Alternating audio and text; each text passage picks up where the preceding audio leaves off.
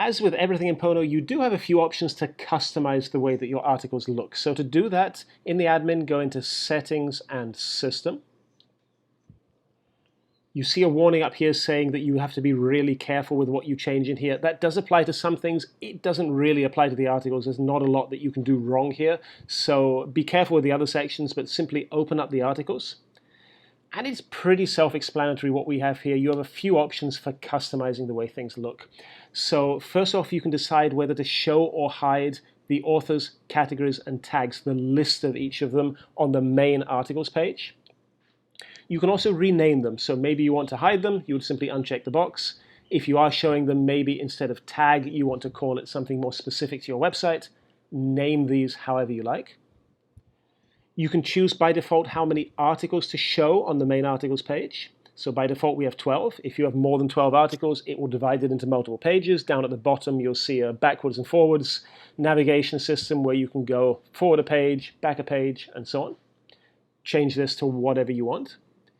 Try not to make it too high. I'd suggest you don't have more than, I don't know, maybe 40 or 50 articles. You really don't want to be loading lists of hundreds and hundreds of articles. That will be slow to load such a huge page, and especially for clients, visitors on slower connections, you don't want that. So keep it fairly short. Normally, I don't know, 10 or 20 is a pretty good number.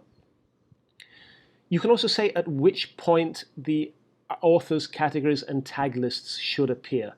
If you only have, let's say, 3 or 4 articles, on your articles overview page, it doesn't really make sense to show the option to filter by author, category, or tag, because you see all 4 articles that you have on one page. When you have a lot of articles, probably you're going to want to start showing it. So you can choose that here. You can then customize various button texts for the list and for the detail, as well as the icon for the list and the detail. Check the separate video on material design icons if you're not sure what that is. You have down here a URL for the page. So if you go to your website, example.com/what should link to the articles page. By default, it's going to be articles. Change it if you want to blogs or whatever you want it to be. And finally, you have the option to set the width of the article itself. So when you open up any individual article, by default on larger devices like laptops and desktops, we like it to have, or we set it as the default to show slightly thinner, so it's not filling up the full width of the screen.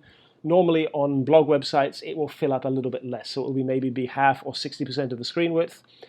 As the device used gets smaller, it takes up more space. So if a client is looking on a big screen, it will fill up 60%. If they're looking on a smaller laptop or tablet, it would fill up maybe 80%.